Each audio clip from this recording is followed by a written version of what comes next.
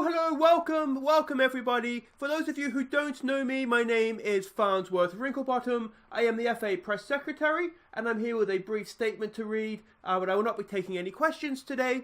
I repeat, there will be no questions. And now to the statement. At a recent end-of-season meeting of the 20 Premier League club chairmen, there was a vote taken to evict Liverpool and Manchester City from the competition. This vote passed 18 votes to 2, surpassing the 85% threshold previously unknown to many of us, but it was indeed enacted in the FA AGM of 1892. Now, both the FA and the Premier League believe strongly in the democratic process, and we see it as our duty to deliver upon the result of the vote, no matter how ridiculous the consequences may seem.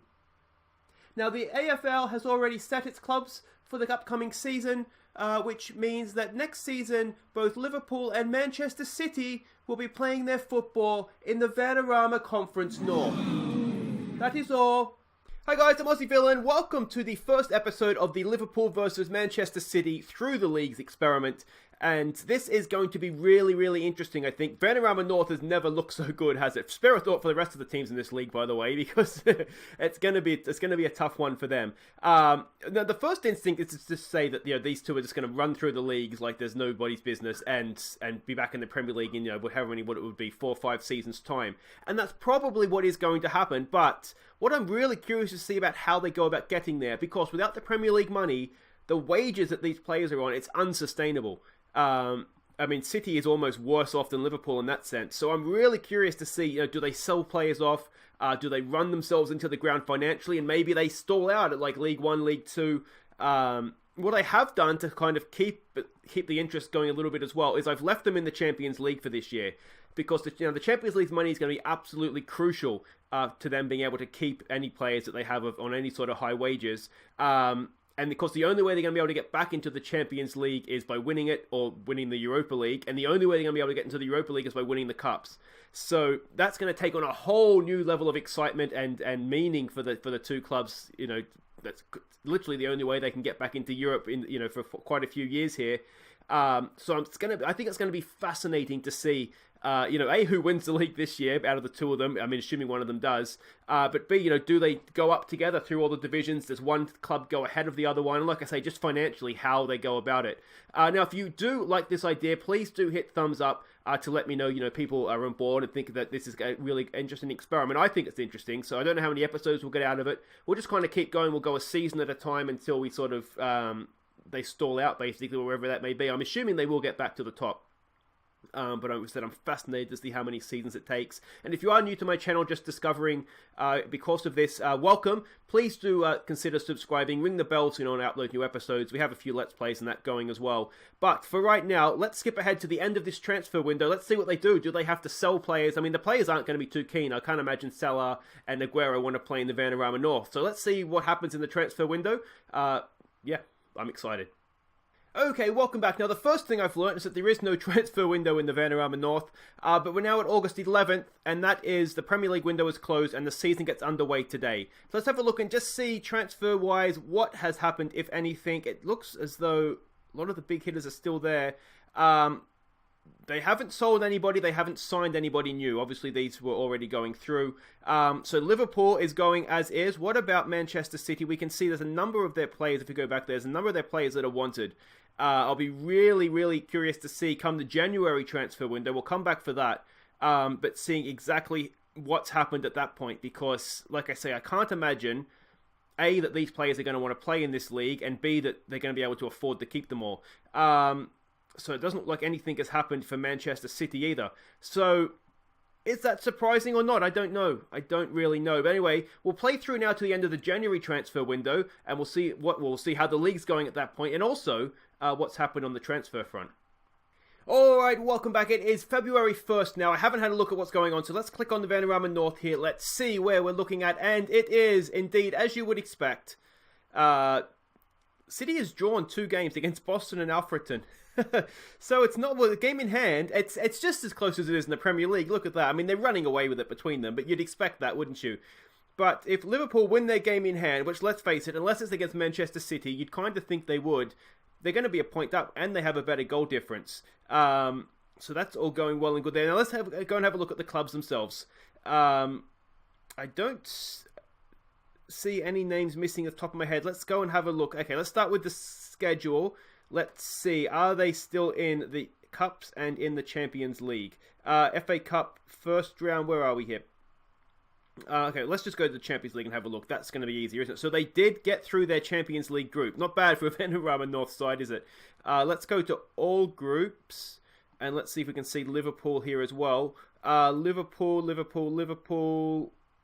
They did get through their group as well, though only just on goal difference from Atletico Madrid. So, they're both still... Now, whoa, but only one of them's going to be able to win the Champions League, aren't they? So one of them is, unless they win a cup, is going to be done from Europe now. Let's have a look here at the... Where's the Carabao Cup? Oh, not going to be in the Carabao Cup, are they? No, so they only have the one FA Cup. They're not in the Carabao Cup, of course, because they're not in the league. They're in the FA Cup trophy, FA Trophy, I should say. But I don't think there's a European spot on the line for that. Liverpool knocked Manchester City out of the FA Cup in the second round. Look at that. So, City have to win the Champions League now, or they're out of Europe. And Liverpool, they still have sort of the two chances, don't they? Let's go and have a look at the transfer history here. Has anything happened? They've signed a player on a free, which is interesting. Players that have left, they haven't really, I don't think, lost anybody there. Mangala, I'm sure they'd be happy to let him go. And Danilo, again, I'm sure they'd be happy to let him go as well. So they haven't lost anybody yet that they wouldn't have wanted to lose or been willing to lose, I don't think. So City's in a relatively good spot apart from the FA Cup. That's not ideal for them. FC United, they're trying to keep up, God bless them. So Liverpool, we know that they got through in the two cups. We know they got past Manchester City in the FA Cup. Are they still actually in the FA Cup though? Solihull Moors knocked them out of the FA Trophy, which is maybe not the best thing that's ever happened to them. Liverpool are indeed still in the FA Cup. We haven't got a fifth round draw as of yet, but they're still going in that. They got Juventus in the knockout round. Who did City get in the knockout round here? They got Monaco. So you'd fancy both of them, looking past the fact that they're a Vanarama North team. They would do okay. Transfer history, so Liverpool they've lost a few here. They've lost a few. Sturridge is gone. They probably wouldn't have minded too much. Lallana has gone. And Firmino has gone to Real Madrid as well. So they have lost a few, and they've only signed a youngster from Chelsea in return.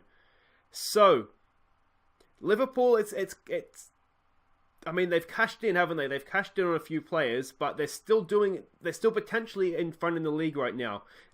So that's interesting. Let's skip ahead to the end of the season now. Let's see how this all ends up.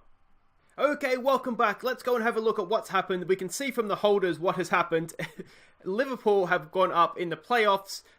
We can therefore, I think, assume that Manchester City have won the league. 122 points. The Invincibles, Manchester City. And then Liverpool, it looks like they've lost twice to City. And they did draw Bradford Park Avenue as well.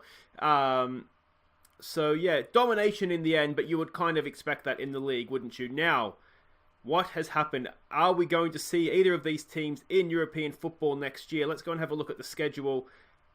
Do we see Champions League first knockout round? It looks like they got through. Champions League semi-final. They've been knocked out. They've been knocked out by Manchester United in the semi-final. No, they are in the final. They are in the final. They've won 2-0. Yeah, let's 2-1. Of course. So we're going to have to come back because Manchester City might be about to save themselves. They might be able to re-qualify for the Champions League by winning the Champions League final. That would be truly, truly massive. That could help them out for, again, keeping stars for another year here, couldn't it? In terms of players out, you wouldn't have expected anything to have changed yet because the transfer window won't have opened. But not only have Manchester City won the Vanarama North, they're also in the Champions League final. Now, that begs the question, what has Liverpool done here? As I click on everything horribly. Liverpool, now we know obviously they're not in the Champions League, but how did they go in the FA Cup? That's their big question now, isn't it? FA Cup, in the fifth round, they lost on penalties to Chelsea. So, that means next season, Liverpool are out of European football. Now, that could actually hurt them quite severely, couldn't it? This is where it'll get interesting now, to see how Liverpool deal with this. Are they able to keep their players? Do they need to sell players on? Now, the other thing that's going to interest me here is contracts that are up for renewal. will they be able to keep people? Now, you'd imagine just on attendances alone, someone like Connor Randall, they'd be able to keep. Milner's transfer listed. His contract still has a year to go. So yeah, that's going to be really, really interesting. But the obvious thing to do now is to come back and see how Manchester City go in the Champions League final, isn't it? So wait right there. Okay, so here we go. The moment of truth. Did Manchester City win the Champions League? We'll scroll down to the bottom, and they did! They did win the Champions League. Now, that's short. That does mean, doesn't it? That does mean they qualify for next year. I'm almost positive. 2-0 against Real Madrid. Qualification winner qualify. No, whoa. We need to go into the final. Winner qualifies for the Champions League. So they are back into. Or is that the FIFA thing? Either way, I'm 99% sure that means that Manchester City will be back into the Champions League for next year. Well, Liverpool can focus on the league. It's a positive for them, isn't it? To perhaps look at it that way. But there we go. Now, let's have a look here. They are still rated as rich. Now, you do wonder, will Manchester City's owners be able to sort of just prop them up and keep them going through this? But next season's going to be interesting to see if that really does start to affect them. But they being in the Champions League, that's absolutely massive, isn't it? They've kept themselves alive. Now, as for Liverpool, let's have a quick look at their profile here. They are secure, so they're not rich anymore. So that does make you wonder, is Liverpool going to suffer more financially than Manchester City just based on the ownership alone? And then add to that, Manchester City being in the Champions League again, is that going to catch up with Liverpool first? I think this is absolutely fascinating. I'm really, really excited to see where this goes from here. We'll be back for episode 2 next time. If you have enjoyed this, do make sure you hit thumbs up. If you're new to the channel, welcome. Make sure you subscribe and ring the bell to know when I upload new episodes. And next time, we'll be back. We'll see what's happened through the summer transfer window as they prepare for the Conference National. And yeah, I'm fascinated to see what the transfer window is going to look like for these clubs. So until next time, I've been Aussie Bell, and thank you so much for watching. Take care.